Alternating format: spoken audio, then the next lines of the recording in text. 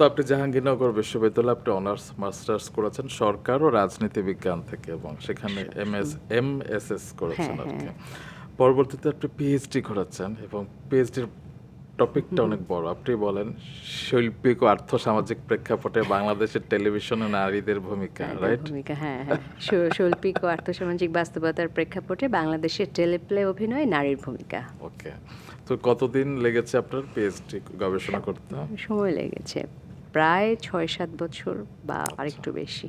তারপর যখন একটা সেমিনার হলো, আমি ছবি দেখেছিলাম, সেমিনার হলো এবং সেখানে আমাদের সদ্যপ্রয়াত আতাউর রহমানও ছিলেন হ্যাঁ, হ্যাঁ। এবং তারপর যখন আপনি সেই ডিগ্রিটা পেলেন সেই মুহূর্তের অনুভূতিটা কি? ডক্টর সুমাইয়া শিমু বলেন।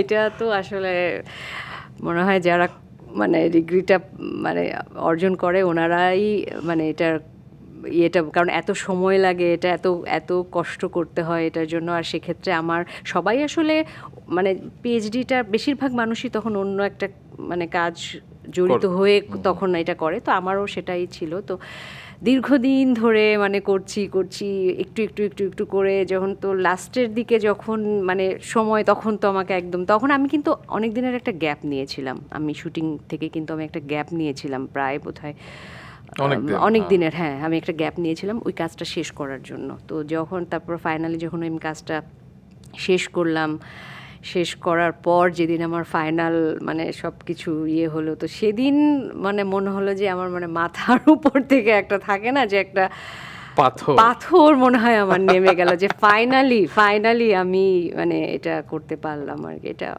অবশ্যই এটা অনেক বড় বিষয় ছিল আমার জন্য। এবং শুধু আপনার জন্য না, আমি একটু বলবো যে আমাদের মিডিয়াতে হয় না যে মিডিয়াতে যারা কাজ করে তাদের অনেককে নিয়ে অনেকে বাইরে বদনাম করে যে মিডিয়ার ছেলে, মিডিয়ার মেয়ে, ওরা তো পড়াশোনা করে না।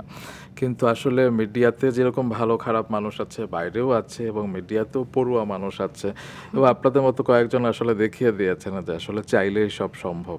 হ্যাঁ, ইচ্ছাটা থাকতে হয়। অনেক কষ্ট হয়, সত্যি অনেক কষ্ট হয়, অনেক অনেক স্ট্রাগল থাকে। আমি জাহাঙ্গীরনগর ইউনিভার্সিটিতে পড়তাম, তখন আমি সবার সাথে শিডিউল মেলানো, এখান থেকে ঢাকা থেকে যে ওখানে ক্লাস করা, মানে সব কিছু আমাকে তো সবটাই আমাকে মেনটেন করতে আপনাকে হয়েছে। মাঝে মধ্যে হলেও থাকতে হ্যাঁ, হয়েছে। মাঝে মধ্যে হলে থাকতাম অবশ্যই। যার যখন আমার মানে সকালে ক্লাস। হ্যাঁ, সকালে ক্লাস, আমি ঢাকা থেকেই যেতাম। তারপরে যখন পরীক্ষা থাকতো, বিশেষ করে আমাদের ফাইনাল এক্সামগুলো প্রতি ইয়ারে, ওই সময়টা আমি পুরাটা সময় আমি হলে থাকতাম।